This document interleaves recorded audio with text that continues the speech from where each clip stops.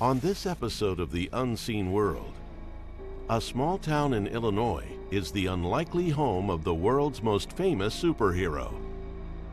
And a towering mountain in Tennessee holds beneath it a cavernous wonderland.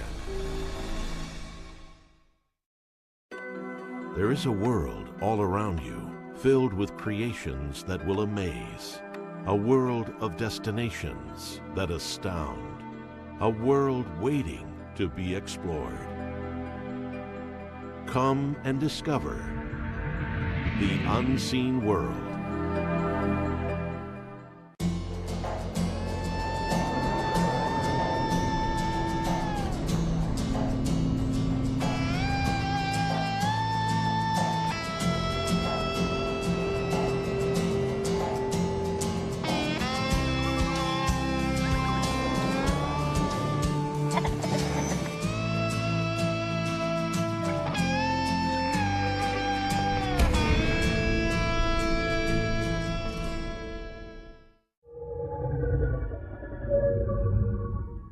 At first glance, Metropolis, Illinois might be mistaken for any other small town. But this small town is the official home of the one and only Superman. Faster than a speeding bullet.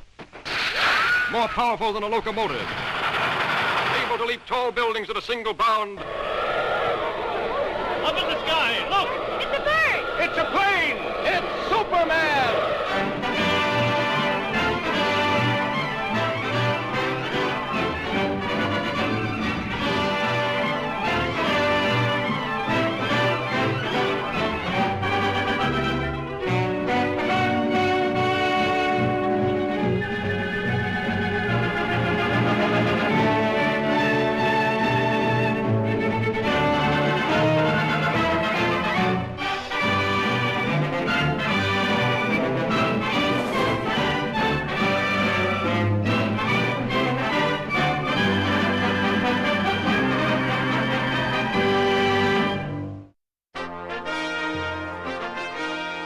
My dad, when he was 5 years old, his grandmother got him a lunchbox while he was in the hospital. People started bringing comic books, and then it just led one thing to another. Every Christmas, every birthday, we'd get something Superman, and then he started working at like 11 years old as a newspaper boy, and he would buy himself something Superman.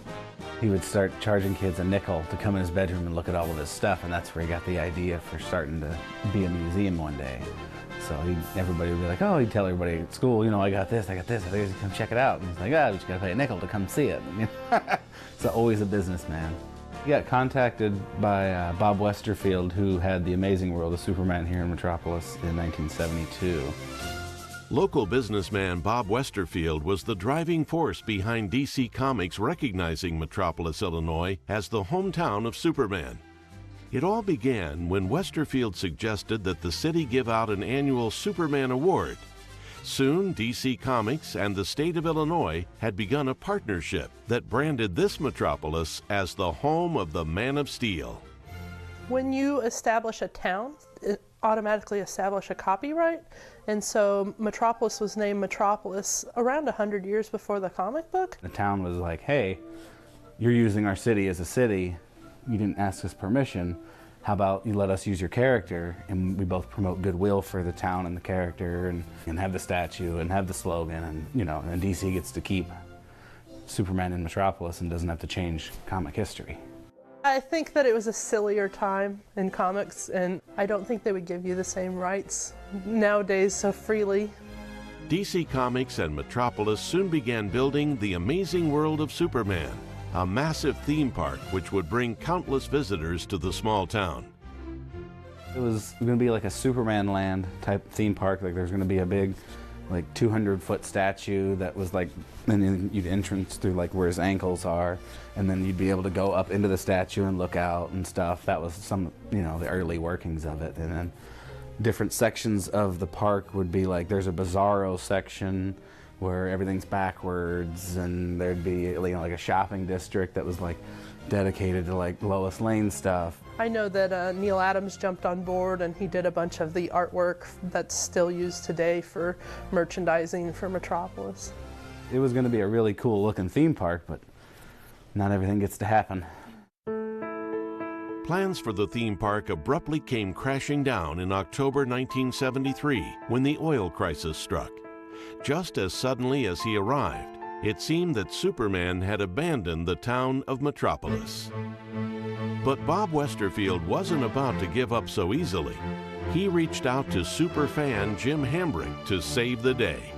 Bob did a lot of legwork to get the Metropolis title, so he thought, well, I couldn't make it as a museum in the 70s, but here's a guy that can do it, and he's already doing it. Why not get him here? My dad had been making like newspaper articles like in the National Enquirer and things like that. This kid with the world's largest Superman collection, and they kept on having him do appearances at state and county fairs and conventions because he had these costume pieces and props and items. And he got contacted by like DC to do appearances for movie premieres and openings, so he was getting pretty popular in the convention circuit at the time.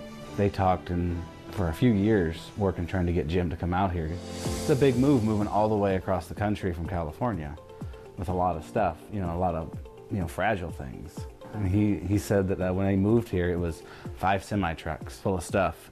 We ended up opening the museum here, and luckily on the town square across the street from the statues. It's just been something our family's done since I was little. My mom used to do state and county fair appearances, and she would dress up as Supergirl to get kids to come in, and they would take pictures with my mom and then go through his exhibit.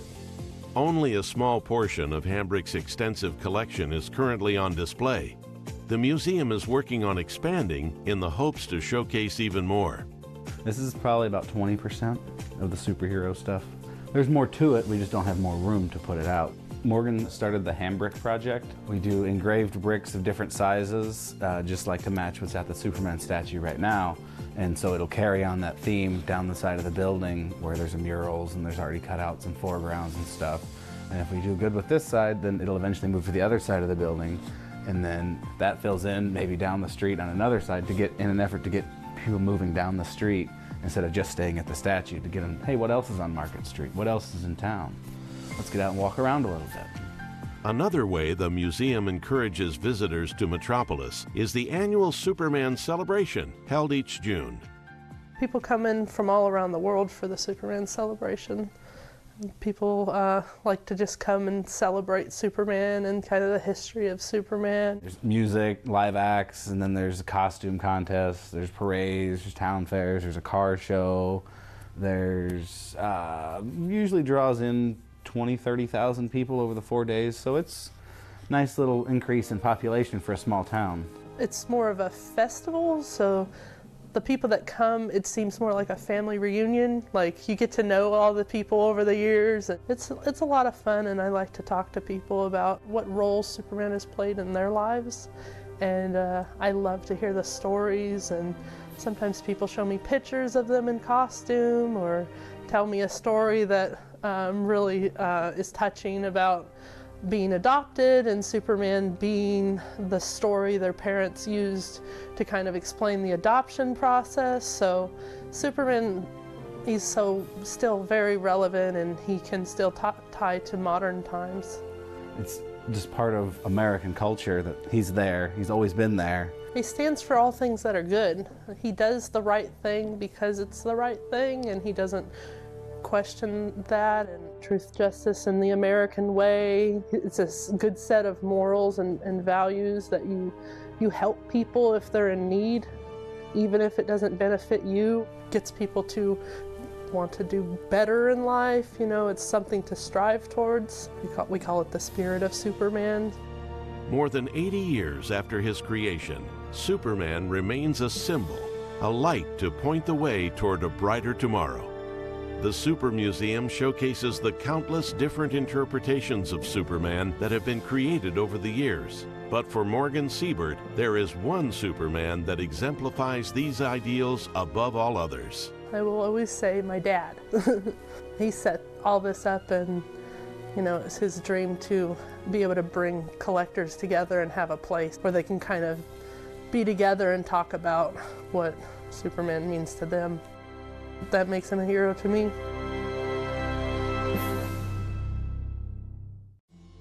Stay tuned. The unseen world will return. Now, back to the unseen world. This is the story of a couple whose love for each other still lives on through an underground waterfall.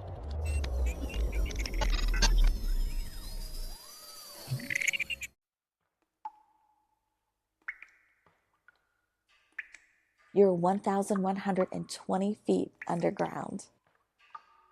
You're almost as deep underground as the Empire State Building is high.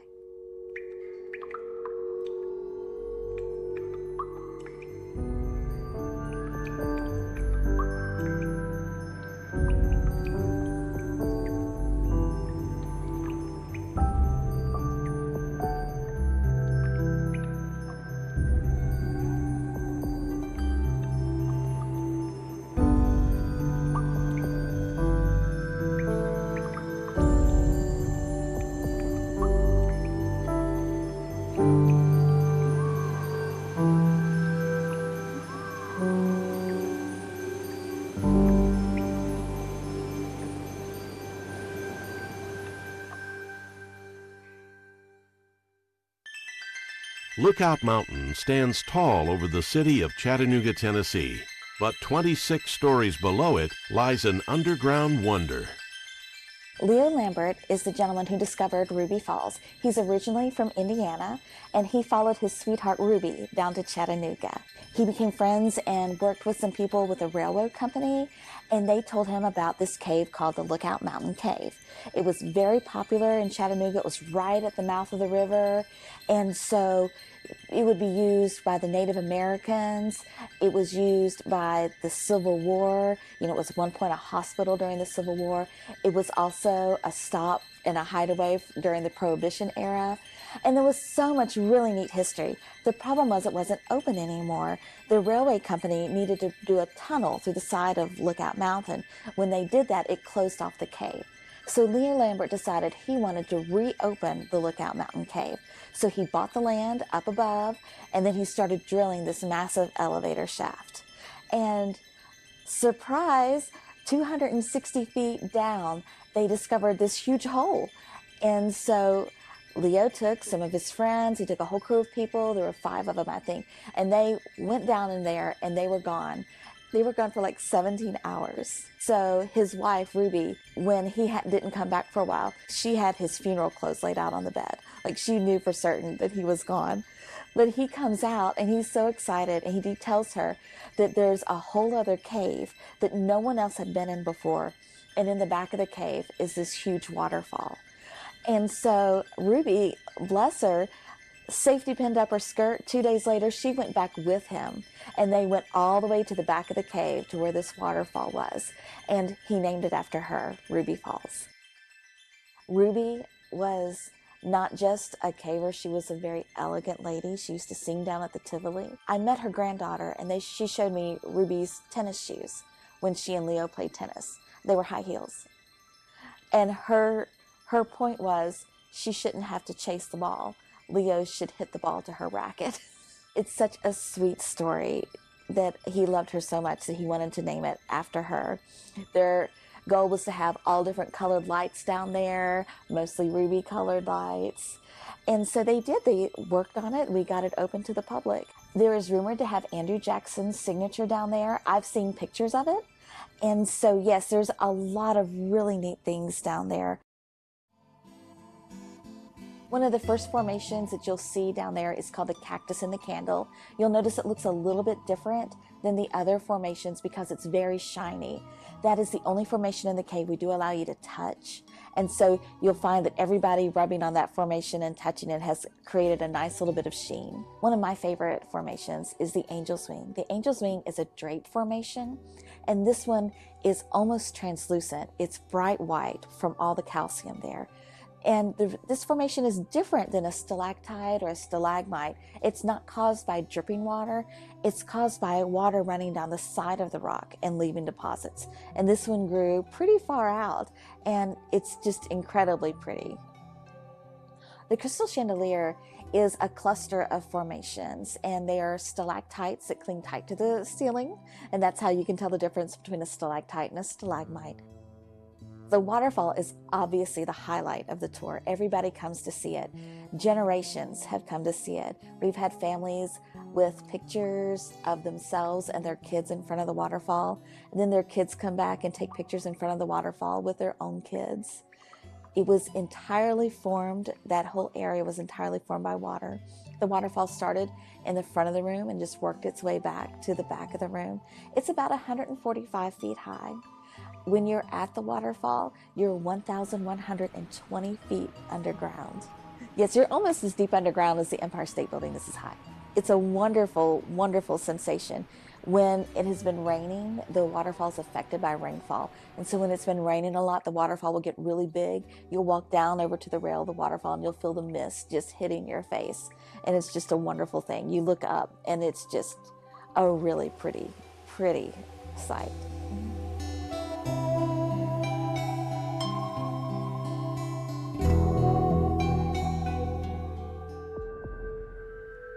When the Great Depression struck, the Lamberts found themselves unable to manage the demands of the falls.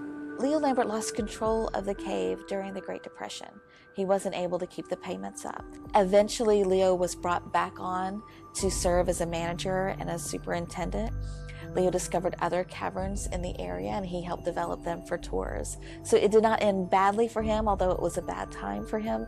He was a tour guide himself. He was a manager. He died in 1950 and Ruby died in 1951. Ruby's death certificate said she died of a broken heart. The two lovers left behind a legacy of beauty. The caverns they discovered hold astonishing sights that people continue to enjoy today. Ruby Falls has always been a love story.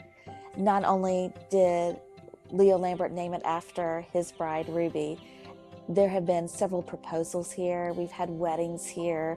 You know, we also try to focus on intimate tours. We have some special experience tours. We do these lantern tours where you go in with the lights out, so you can sort of experience the cave how Leo Lambert did when he first discovered it. Also, sometimes we'll do an extended cavern experience. It's a tour where you're just allowed to completely take your time. You don't have to stay on time with the rest of the tours. You'll get more time in the falls room, and your tour guides will tell you a lot more legends about that as well. We also do seasonal things like Dread Hollow, which is our haunted attraction. Then we have in the cave Christmas Underground, where it's a secret passage where you go underground to see Santa. Lots of little events like that throughout the year. What I love about Ruby Falls is the history and the future, how it's blended together. But now we're at a really exciting point because not only have we got all this amazing history, we're moving forward. We've just opened up this amazing expansion, and we're continuing to make sure the next 80 years are just as wonderful, if not better, as the past 80 years.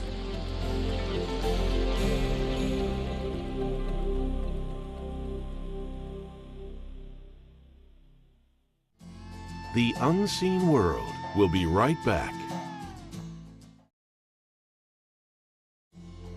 We now return to The Unseen World. If you'd like to visit the locations featured in today's episode, here is more information.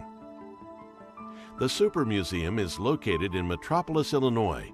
It's open 7 days a week from 8 a.m. to 6 p.m. General admission to the museum is $5. For more information, visit supermuseum.com. Ruby Falls is located in Chattanooga, Tennessee. It's open 7 days a week from 8 a.m. to 8 p.m., and ticket prices vary depending on the experience. For more information or to book a tour, visit rubyfalls.com.